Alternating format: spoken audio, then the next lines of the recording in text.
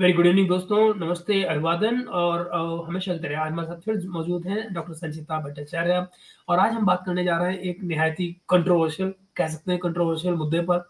और वो ये थी कि पिछले दिनों डॉक्टर जाकिर नाइक, जो कि भारत से तो भागे हुए हैं, भगोड़े माने जाते हैं, यहाँ पर एब्सकॉन्डर हैं यहाँ से। और मगर वो मलेशिया में रहते हैं आजकल। और पिछले दिनों वो लगभग 1 महीने की पाकिस्तान यात्रा पर आए हुए थे। और पाकिस्तान यात्रा में उन्होंने प्रीचिंग तो कम की, कंट्रोवर्सीज ज़्यादा खड़ी की। तो उन कंट्रोवर्सीज पर हम चर्चा करेंगे और देखेंगे कि दरअसल वो कंट्रोवर्सीज कितनी वैलिड हैं या इनवैलिड। और दूसरी तरफ ये भी कि क्या वो इस्लामिक पॉइंट ऑफ व्यू से सब कुछ ठीक भी है या नहीं जो वो कह रहे थे, या कि जो कंट्रोवर्सीज हैं वही अपने आप में अनफाउंडेड है। तो हम चलते हैं डॉक्टर संचिता भट्टाचार्य की तरफ, जिनका ये स्पेशलाइजेशन है। तो she will be able to tell us more on this. Doctor साहब, welcome. Thank you, Mahesh ji, for inviting me again. I'm really happy to share this platform with you. So, जैसे हम सबको पता है और जैसे हम में से बहुत लोग हैं जो जाकिर नाइक को फॉलो कर रहे हैं since 1 month. He has been in a multi-city tour of Pakistan for a month, about like सितंबर 30 से लेके 28 अक्टूबर तक वो थे पाकिस्तान में। तो दौरान उनके जो टूर के दौरान बहुत सारी कंट्रोवर्सीज हमारे सामने आई, बहुत सारी चीज़ें आई, उनके उल जुलूल बयान आए, बहुत सारी चीज़ें वहाँ के। इनफैक्ट बहुत सारे लोग हैं जो अभी पाकिस्तान के ये बोल भी रहे हैं कि इन अ वे पाकिस्तान इज एक्सपोज्ड जाकिर नाइक। और काफ़ी लोग बहुत ज़्यादा हताश भी हो गए हैं, निराश भी हो गए हैं उनकी असलियत देख के, क्योंकि जनरली क्या होता था कि in South Asian countries and specially in with in the diaspora community of the western world, Zakir Naik was sort of what to say, he was sort of an icon for many people. सुनते थे उनकी piece TVs को, लोग सुनते थे उनके जो जहाँ पे भी रिकॉर्डिंग्स होती थी या यूट्यूब में मिल जाए या कहीं केबल नेटवर्क में आ जाए, लोग उस चीज को बहुत सुनते थे और लोगों को लगता था कि is very logical. Just because he is a medical doctor, उनके नाम के सामने डॉक्टर लग गया तो एक क्रेडेंशियल आ गया था उनके सामने कि लोगों को लगता था कि बहुत लॉजिकल है, बहुत scientific, I would say with in quotation, scientific बातें करते हैं, दूसरी आलिम की तरह नहीं है, चीजों को एक्सप्लेन करते हैं, इंटरफेथ डिबेट करते हैं। तो वो जो एक भ्रम था लोगों का, specially with in the like progressive section of Pakistan, वो भ्रम उनके इस विजिट से कंप्लीटली टूट चुका है।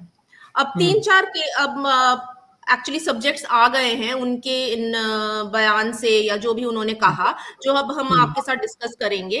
पहली बात ही जो हमने देखा कि वो किसी अवार्ड फंक्शन में गए थे। It was not an award function, it was sort of a felicitation function of जहाँ पे बहुत सारी ऑर्फन लड़कियां आई हुई थी। बिल्कुल। और उनको ये कहा गया था कि उनको ऑर्फन लड़कियों को फेलिसिटेट करने के लिए या उनको हौसला अफजाई करने के लिए। सो फिर इन्होंने क्या किया कि इन्होंने वहां पे तमाशा क्रिएट किया और वो स्टेज से उतर गए, ये कह के ये लड़कियां बालिग हैं और महरम नहीं हैं, so I will not be sharing any stage with these girls. And he also rebuked the organization committee and everybody कि आप लोग ये क्या काम कर रहे हैं, मतलब this is a completely un-Islamic practice और आप ऐसे मतलब इस चीज को बढ़ावा दे रहे हैं ऐसे इस्लामिक प्रैक्टिसेस का, और मैं नहीं शेयर करूंगा। सो एक बात होती है, there is a sort of thing जो हम बोलते हैं कि every occasion demands a certain sort of behaviour. ये जो उनका बिहेवियर था बहुत ही ज्यादा जाहिल बिहेवियर था, और उन्होंने एक्चुअली अपने अंदर की जो चीज है, अपने दिमाग का जो मेंटल फ्रेम है, उसको एक्चुअली दर्शाया है। अब महरम की जो बात आती है, जैसे मैंने पहले भी लाइक लास्ट शायद maybe in our discussion मैंने बताया था कि साउथ एशियन कंट्रीज जो हैं, Pakistan, Afghanistan, India, Bangladesh, Sri Lanka, Nepal and Maldives, Bhutan also in some ways. So हम लोग हनफी फिक फॉलो करते हैं with in Sunni. I am not going to the Shia part of it. The Sunni jurisprudence जो है उसमें हम लोग अबू हनीफा के इंटरप्रिटेशन को फॉलो किया जाता है regarding both criminal and civil cases and legal aspect जो भी है उसका। तो महरम का जो कॉन्सेप्ट आता है, सबसे पहली बात ये है कि 3 तरीके से लोग महरम बन सकते हैं। महरम is a relationship, is a person with whom you cannot have any permanent, you cannot permanent, it is unlawful to marry that person in any which way. You cannot marry that person, it is permanently unlawful to marry that person। अगर हम उसका एकदम सटीक अगर legal उसका हम interpretation निकालते हैं तो 3 तरीके होते हैं महरम के। एक होता है थ्रू किनशिप, जैसे आपके फादर हो गए, आपके खुद के ब्रदर हो गए, आपके पैटर्नल ग्रैंडफादर हो गए, पैटर्नल ग्रैंडमदर हो, मैटर्नल ग्रैंडफादर हो गए, आपके ब्रदर ब्लड के, रिलेशन हो गया। हाँ, आपके फादर के ब्रदर हो गए, आपकी मदर के ब्रदर हो गए। These are direct male like relations. So ये आपके नॉट cousins और नॉट cousin uncle और cousin aunt, nothing of that. So the direct like kinship relations जो आती हैं वो आपके एक sort of महरम हो गए। सेकंड जो महरम होते हैं वो आते हैं foster relationship से, जैसे कि foster father हो गई, foster mother हो गई, foster son, foster daughter, foster niece, foster nephew, वो सेकंड तरीका आता है। और तो तीसरा है through marriage, जैसे your husband, your in-law, your father-in-law, your husband, your father-in-law, and I think your husband's uncles, direct uncles. So these are the relations with whom you cannot marry. And apart from all these relations are there jahan pe marriage is applicable, marriage can happen. Okay. So with respect to this, इस चीज को वो एक public scenario में interpret कर रहे हैं, public occasion में इस चीज को इंटरप्रीट कर रहे हैं, जो कि बहुत ही ज्यादा एक इशू है फैमिली लॉ का। अगर ऐसी बात है कि आप महरम जो औरतें ना महरम जो औरतें हैं उनके साथ आप इंटरैक्ट नहीं करते हैं, तो आप जब आप पाकिस्तान एयरलाइंस की फ्लाइट से आए तो आपने फिर फोटो क्यों खिंचवाई एयर होस्टेसेस के साथ? क्या वो आपकी महरम थी? ऑब्वियसली वो आपकी महरम नहीं थी, वो ना महरम गैर महरम थी। तो तब आपको नहीं समझ में आया कि मुझे इनके साथ फोटो नहीं खिंचवानी चाहिए। As a matter of fact फिर आपको एक पर्दा पहन लेना चाहिए ना, कि दुनिया की हर औरत जो मेरी महरम नहीं है वो हराम है मेरे लिए, मैं किसी की तरफ नहीं देखूंगा। He just had to make a point that मैं बहुत बड़ा मैं बहुत बड़ा आलिम हूँ, मैं आलिम से भी बड़ा मेरे अंदर नॉलेज है और मैं बहुत ज्यादा पायस हूँ। So he just tried to utilize that public platform in order to preach something which he doesn't even practice himself. Correct.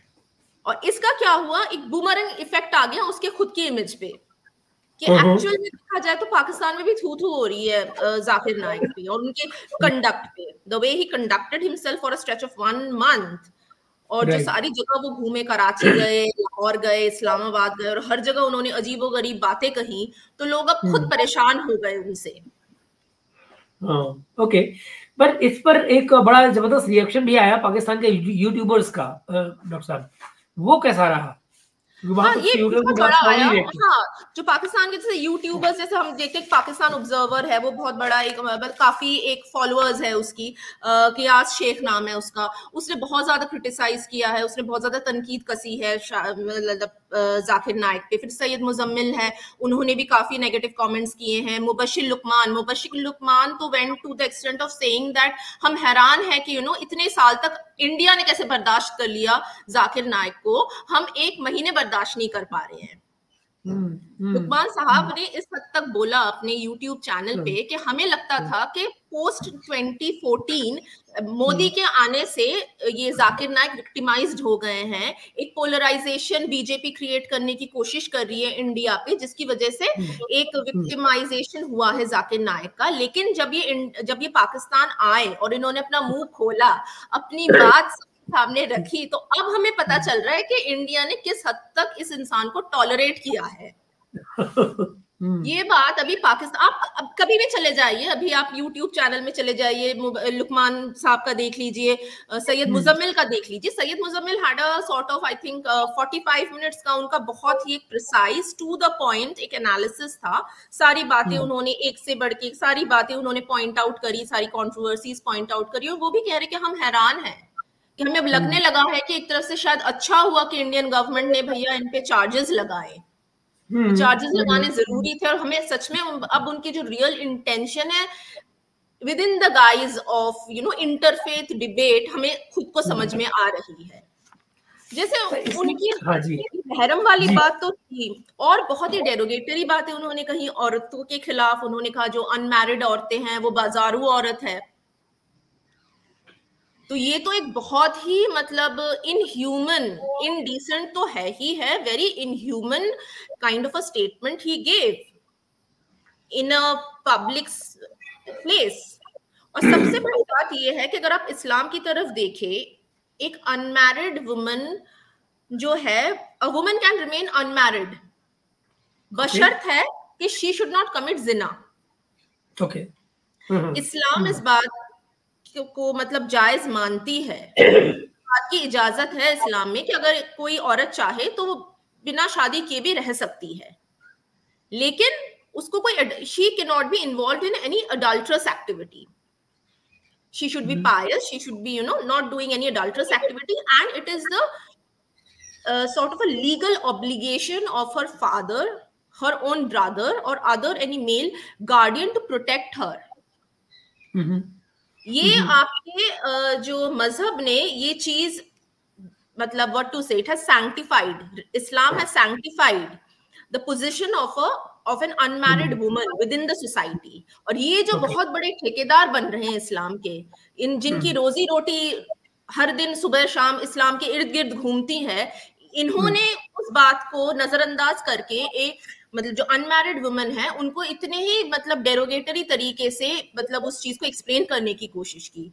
और पाकिस्तान में लोग और ज्यादा खफा हो गए इस बात पे क्योंकि जिना की जो सिस्टर थी, she is considered to be the mother of the nation. Fatima Jinnah को ये लोग मादरे मिल्लत बोलते हैं.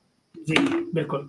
कायदे आजम मोहम्मद अली जिन्ना को बोला जाता है, फातिमा जिन्ना is called मादरे Millat who herself was an unmarried woman. Correct. तो पाकिस्तान के जो लोग हैं, जो माशरा है पाकिस्तान का, बहुत ज्यादा खफा हो गया है इनसे कि हमारी जहाँ पे हमारी मादरे मिल्लत was an unmarried woman, how can you say that a woman who is unmarried is a बाजारू औरत. Yes, और ये न्यूज एंकर के साथ उन्होंने उल जुलूल बात करी कि न्यूज एंकर ऐसी थी, मतलब she was like trying to be physically in approximate distance with me and all those things. तो उनको ये तो फिर तो उनको इस्लामिक कॉन्सेप्ट ऑफ हया के बारे में भी नहीं पता, आई वुड से.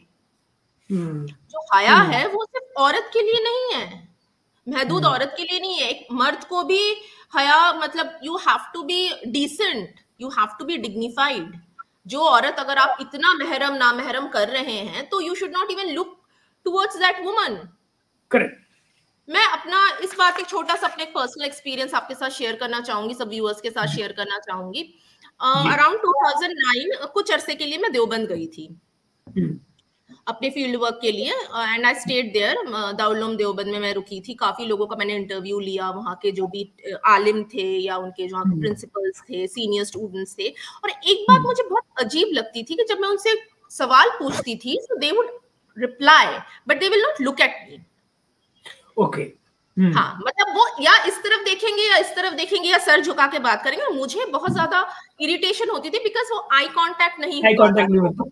हाँ, तो मुझे लगता था कि शायद मुझे अवॉइड करने की कोशिश करें. मतलब they would be very decent, बहुत अच्छे से बात करेंगे, लेकिन they will never have any eye contact with me. तो मेरे साथ जो गए थे मेरे सीनियर गए हुए थे, तो मैं उनसे पूछ रही थी कि ये क्या मसला है. तो उन्होंने बोला ये मसला कुछ नहीं है, they are train to behave in a certain way with unfamiliar women. तो ऐसा नहीं है कि वो आपके एग्जिस्टेंस को डिनाई कर रहे हैं, लेकिन वो उनका एक लिहाज है, उनकी हया है, शर्म है कि वो आपकी तरफ नहीं देखेंगे, सर झुका के बात करेंगे या इधर या उधर दे विल लुक. सो मेरे को तब जब ये सब कंट्रोवर्सी चल रही थी जाकिर नाइक की, तो मुझे वो इंसिडेंट याद आया कि इतने बड़े जो आलिम बने फिरते हैं, इतने बड़े लॉजिकल प्रीचर बने फिरते हैं, उनको एक बेसिक चीज उन्होंने उस चीज को लेके उन्होंने कितना बड़ा एक बखेड़ा खड़ा कर दिया. Okay.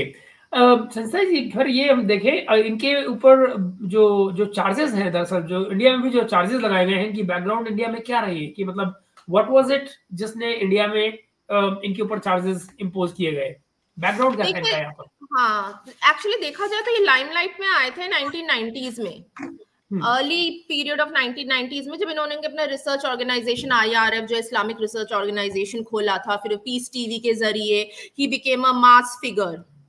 He became a mass figure not only in India but also in other parts, जैसे मैंने शुरुआत में बोला, of the Indian subcontinent and diaspora community. तो ये इनका पीस टीवी था, एक दुबई बेस्ड इनका एक चैनल था जो जिनके प्रोग्राम्स इंग्लिश में भी होते थे, उर्दू में भी होते थे और बांग्ला में भी होते थे. इन 3 लैंग्वेजेस में इनके प्रोग्राम्स होते थे. तो इन प्रोग्राम्स के जरिए और इनकी जो सो कॉल्ड इंटरफेथ डिबेट्स ये लोग ऑर्गेनाइज करते थे, जहां पे शायद हजारों की तादाद में people would come to listen to his interpretation, his own whatever it was, regarding various queries from people. और मुझे हमेशा से लगता था कि वो जो क्वेरीज, वो जो क्वेश्चंस लोग पूछ रहे हैं इनसे, वो भी एक गॉटअप केस मुझे लगता था. और वो ना बहुत मतलब it was a dubious in a lot many ways. Anyways, that was his beginning of the journey, how he became an icon. लेकिन जब हम देखा जाए, आपको शायद याद होगा महेश जी, 2016 में ढाका में एक टेरर अटैक हुआ था।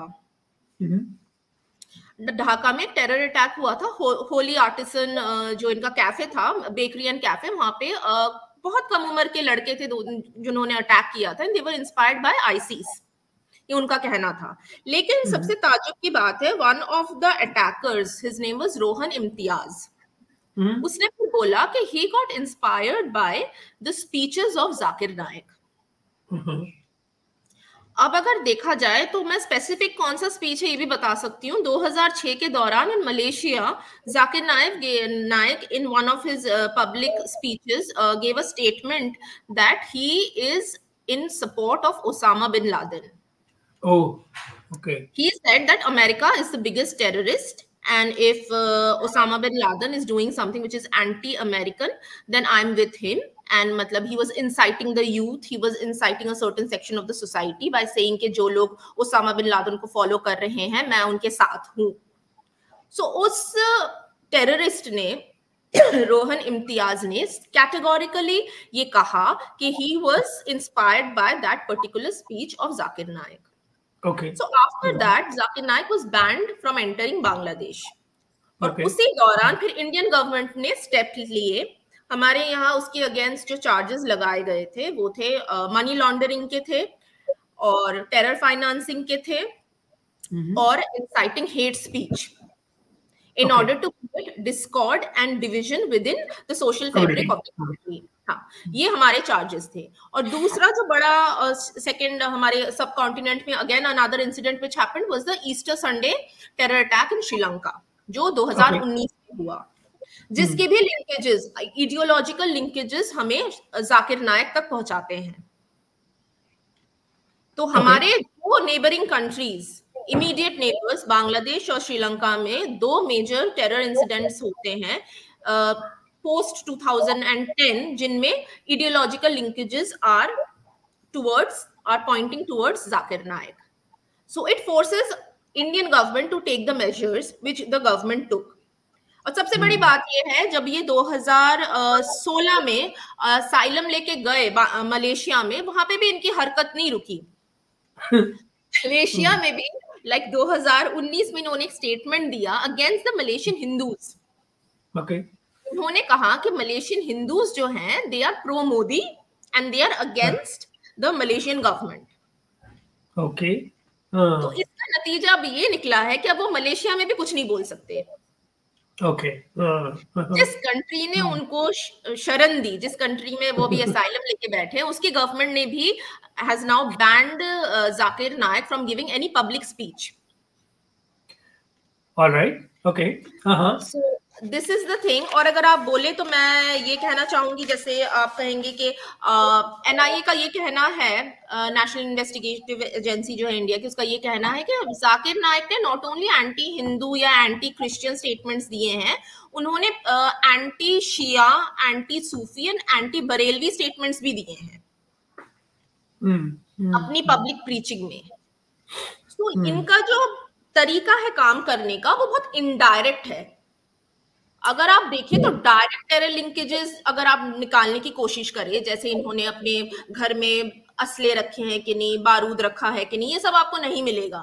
These are the way how raw terrorist operate, एक foot soldier कैसे operate करता है, but a mastermind is very different, because he has the capacity to tweak with your brain. Very true, very true. मुझे ये भी नहीं, आज मैंने एक और उनका स्टेटमेंट देखा, I have no idea whether it is correct or not. He said India में मेरे घर में 25,000 versions of Bible रखे हुए हैं. So there is no one Bible. There was a Christian guy from Pakistan who was countering him that in Bible so and so has said. He said, which Bible are you talking about? Which Bible have you read? Which edition have you read? Have you read all of them? So he said, there is only one Bible. He said, no, you have no idea what Bible is about. There are 25,000 versions of Bible, and out of which 250 versions are available in my home at my home in India. So I don't know to me it seems almost blasphemous. You know, where नहीं, I mean, I've आप never heard of देखिए, this. इनका जो, मैं वही बोल रही थी, इनका जो एक हाउ ही ऑपरेट, सिविल से मैं दावा कर रहा हूँ, ठीक है। अब दावा जो है, it is again a very Islamic thing कि you are inviting the non believers, और you are inviting the Muslims also who are not practising into the path of Islam. It is a very दीन की होली दावत। Practice अगर देखा जाए तो, कि हाँ, आप हाँ, लोगों को वाकिफ करा रहे हैं कि इस्लाम में क्या अच्छे अच्छे पॉइंट्स हैं और आपको क्यों इस्लाम ज्वाइन करना चाहिए और आपको क्यों इस्लामिक प्रैक्टिसेस फॉलो करनी चाहिए। वो 100% अपनी जगह करेक्ट है। प्रॉब्लम कब शुरू होती है? प्रॉब्लम तब शुरू होती है जब आप इस्लाम को एक सुप्रीम लेवल तक पहुंचाने की कोशिश करते हैं by humiliating other religions, correct. by creating doubt in minds of people who are from other religion। Problem वहां शुरू होती है। प्रॉब्लम इस बात से नहीं हो रही है कि वो अपना इस्लाम की प्रीचिंग कर रहे हैं या टेली इवेंजलिज्म कर रहे हैं या इवेंजलिज्म कर रहे हैं। He is doing at the cost of creating an exclusive, aggressive and hate prone ideology, जो कि बहुत ज्यादा malicious हो जाता है in any society। जैसे वो हम संचिता, एक सवाल ऐसे में मेरे मन में आता है कि क्या ऐसे में don't you think it's not only a problem with Zakir Naik और इस्लाम, but basically with Abrahamic religions? Because जो मेरा अपना एक्सपीरियंस रहा है, the same is said by the Christian preachers as well. I have encountered many who tried to convert me. Protestantism इसलिए हुआ, लूथेरियन movement जो है वो भी इसी वजह से आई। प्रोटेस्टेंटिज्म का भी एक मुद्दा ये भी था कि आपको वर्नैकुलर करना जरूरी है, हम लैटिन नहीं पढ़ सकते, हमें इंग्लिश में हो या जर्मन में हो या फ्रेंच में हो, हमें अपनी बाइबल चाहिए। वो भी एक डिमांड थी लोगों की, कि लोग अपने से बाइबल पढ़ना चाहते थे, अपनी लैंग्वेज में पढ़ना चाहते थे। ये नहीं कि पादरी आके लैटिन में कुछ भी बोल के चला जा रहा है, हमें समझ में नहीं आ रहा। They wanted a vernacular structure, कि हम खुद से अपने बुक को पढ़े और खुद से उसको समझे। सो देखिए, वो रिलीजन में है, मैं ये नहीं कह रही हूँ। प्रॉब्लम तभी शुरू होती है जब आप अपने रिलीजन को मैं कहीं और ला रहा था, किसी दूसरे रिलीजन को हर्ट करते हैं।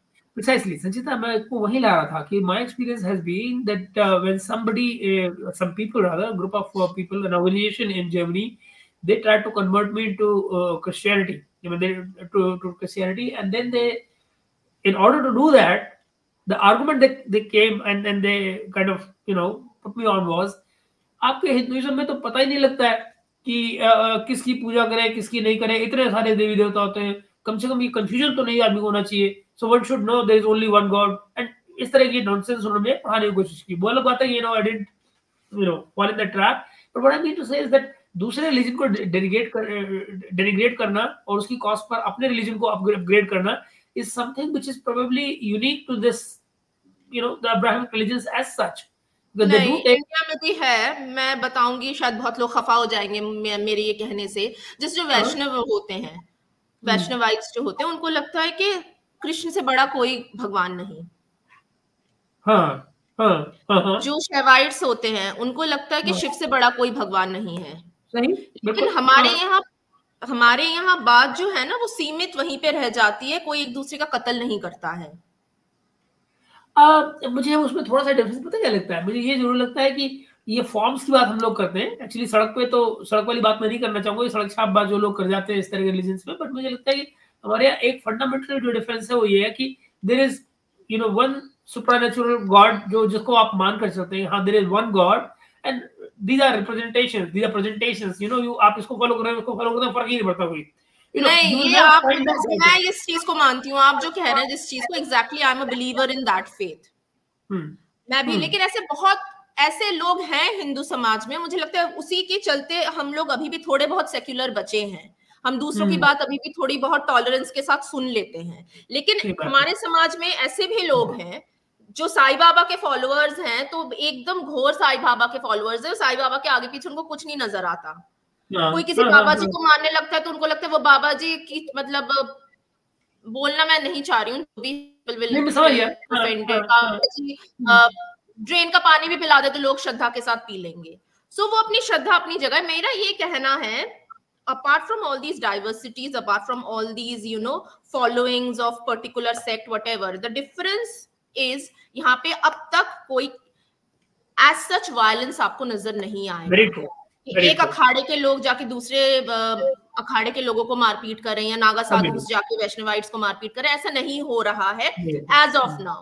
Problem comes with Islam. Problem comes with the interpretation of Islam is that each sect thinks that it is the best. Each sect thinks that it is the most exclusive form of Islam. अब बरेलवी से बात करेंगे तो बरेलवी को लगेगा कि मेरा जो practice है, that is the most what to say, that is the most that makes me closer, it gives me a path which is closer to God.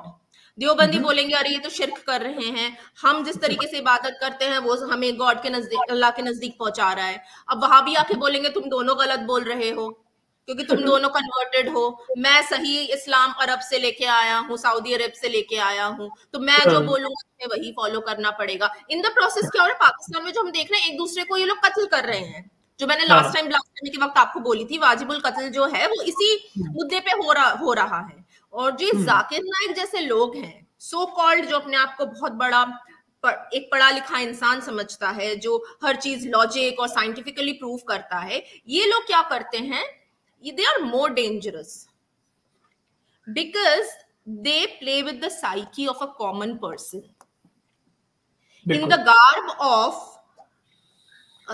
explaining the religion scientifically, in the garb of interfaith debate, in the garb of an open discussion.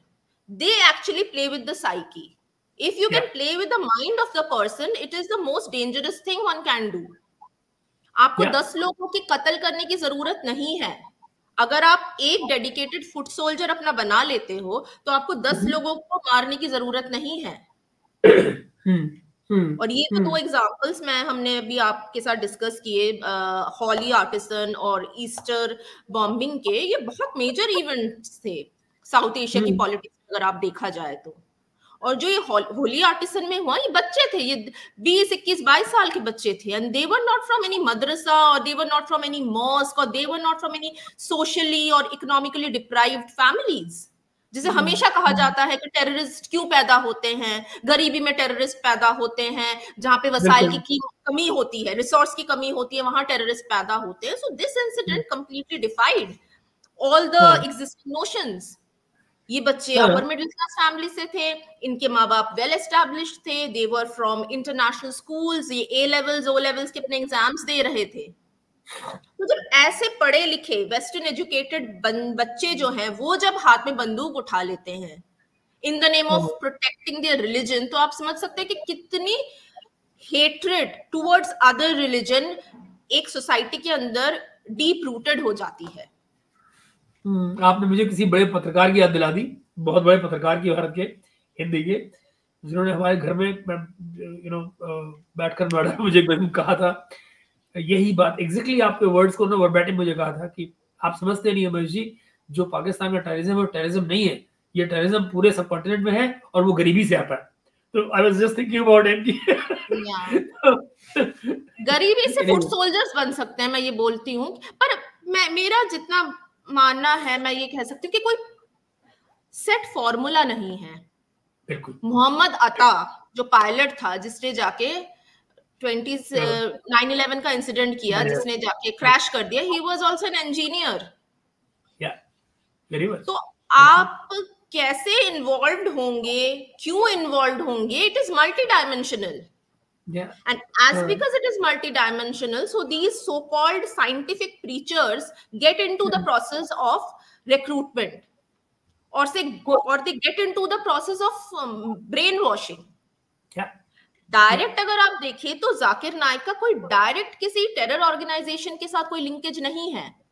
Al Qaeda हो गया, Boko हराम हो गया, मैं Indian सब continent की बात नहीं कर रही हूँ, अलकायदा, बोको हराम, आईसीज अगर आप ले ले, अल-फुरकान, इनके साथ उसका कोई डायरेक्ट कोई भी लिंकेज नहीं है। बिल्कुल। लेकिन उसकी जो बातें हैं, the way he twists the things, क्योंकि आप बात पे तो जाके कुरान नहीं खोल सकते ना, बेशक ये बात कुरान की आयत से शुरू होती है और कुरान की आयत पे खत्म हो जाती है। और जो हाफिज हैं वो तो बस नाम के वास्ते हाफिज है कि उनको अरबी में पढ़ा लिया गया है, उन्होंने एक बार ही कुरान कंप्लीट कर लिया है, उसके बाद वो हाफिज बन गए हैं। उसको एक्चुअली वर्बटिम समझना इज वेरी कॉम्प्लिकेटेड थिंग। मैं आपकी बात को ना किसी और लेवल पे लेके जाना चाह रहा हूँ। वो एक बहुत बड़ी एक फ्रेज हमारे यहाँ हिंदुस्तान में या कम से कम सब कॉन्टिनेंट में बहुत कॉमनली यूज होती है कि आपको अल्लाह का कुरान फॉलो करना चाहिए, अल्लाह का इस्लाम फॉलो करना चाहिए, मुल्ला का नहीं फॉलो करना चाहिए। ये how do you look at that? जी, तारिक फतेह ने इस चीज को बहुत ज्यादा पब्लिसाइज किया था, इस फ्रेज को जो आप कह रहे हैं। मेरा ये मानना, मैं इस चीज से सहमत नहीं हूँ, क्योंकि मुल्ला पढ़ के आता है, मुल्ला को एक्चुअल में पता है कि क्या लिखा है। बिल्कुल। आप उसको कितना भी हार्डलाइनर बोल दे, लेकिन वो सच्चाई से आप दूर नहीं जा सकते हैं। तालिबान अभी जो भी कर रही है, it is following the words. Taliban ने कहा है कि हम औरतों पे जो भी हमारे रूल्स एंड रेगुलेशंस हमने बनाए हैं, आप हमें लिख के, कोई भी हमें बता दे कि हम कुछ भी अनइस्लामिक कर रहे हैं तो हम बंद कर देंगे उस चीज को करना। बिल्कुल। तो ये जो अल्लाह का इस्लाम और मुल्ला का इस्लाम, it is just another way of not accepting the problem. Religion is a personal matter. हम इस चीज को, इस सब कॉन्टिनेंट में ना, ये चीज हम भूल जाते हैं कि घर के अंदर आप अल्लाह की इबादत कर रहे हैं, आप पूजा कर रहे हैं, आप एथीस्ट हैं, आप एग्नोस्टिक हैं, आप कुछ भी हैं, वो आपका पर्सनल मैटर है। It should not reflect in your societal behaviour. ये जो मुल्ला कुछ भी बोल रहा है, वो कहीं से पढ़ के आया है। बेशक उसने पूरी, नॉट ओनली कुरान, उसने हदीस को पढ़ा है, उसने जूरिस्प्रूडेंस को पढ़ा है, उसने मंतीक को पढ़ा है, उसने फिलॉसफी को पढ़ी है, उसने अरबिक लैंग्वेज को पढ़ा है, उसने पर्शियन लैंग्वेज को पढ़ा है। उसके जितने भी फिलोसोफर है, जिस फिक्का है, अगर वो हनबली फिक्का है तो उसके अंदर जितने भी स्कॉलिस्टिक बुक्स है, वो सब कुछ पढ़ के आया है। जस्ट बिकॉज आपकी इंटरप्रिटेशन के साथ उसका इंटरप्रिटेशन मैच नहीं कर रहा है, तो आप अपने से आप अपना एक इंटरप्रिटेशन बना लेते हैं और उसको आप हार्डलाइनर बोलने लगते हैं। करेक्ट। पहले तो एक्सेप्ट करिए, हमारे यहाँ पे सती प्रथा थी। हमने ये नहीं कहा कि पुजारी का हिंदुइज्म और हमारा हिंदुइज्म अलग है। हमने सबसे पहले कहा कि it is an inhuman criminal practice, और हमें इसको बंद करना है। It has been criminalised. Yes, it is. Europe में, अमेरिका में क्रूसिबल एक बहुत इंपॉर्टेंट बुक है ऑन विच हंटिंग। बिल्कुल। मूवीज बनी है क्रूसिबल पे, फिर बहुत सारे थिएट्रिकल इंटरप्रिटेशन भी हुआ है। वहां पे उन्होंने ये नहीं कहा कि जस्ट बिकॉज कोई प्रीस्ट कह रहा है कि एक औरत पे शैतान आ गया है तो वो विच बन जाती है। लोगों ने कहा कि ये कुप्रथा है, it is a social evil and we have to criminalise that social evil. तो आपको सबसे पहले एक्सेप्ट करना पड़ेगा कि polygamy is a social evil. आपको सबसे पहले एक्सेप्ट करना पड़ेगा कि nikah halala is a social evil. आपको सबसे पहले एक्सेप्ट करना पड़ेगा फीमेल जेनिटल म्यूटिलेशन जो बोहरीज में होता है, I am not generalising it is a social evil. जब आप उस चीज को एक्सेप्ट करेंगे तभी आप आगे बढ़ सकते हैं। Problem with the intelligentsia of the entire subcontinent, Bangladesh भी हो, इंडिया भी हो, पाकिस्तान भी हो, ये लोग एक्सेप्ट नहीं करना चाहते हैं कि माशरे में प्रॉब्लम है। मुल्ला तो अपनी बात बोलेगा क्योंकि वो उसका काम है बोलना। आप दरगुजर नहीं कर सकते सिर्फ ये बोल के कि ये अल्लाह का इस्लाम नहीं, मुल्ला का इस्लाम है। आप अगर ये बोल रहे हैं, so you are sweeping the problem under the carpet. So can we say Allah ka Islam is the same as Mullah ka Islam? बहुत हद तक, I would say, बहुत हद तक. Okay. बहुत हद तक ये है. So I think on that note, Sanchita ji, I'll take I'll thank you for this time of yours because मुझे लगा ये. Thank you for inviting me once again, Mahesh ji. I hope we'll keep on having more in-depth discussion on various topics as well. Absolutely, absolutely. So see you next time, Dr. Sure.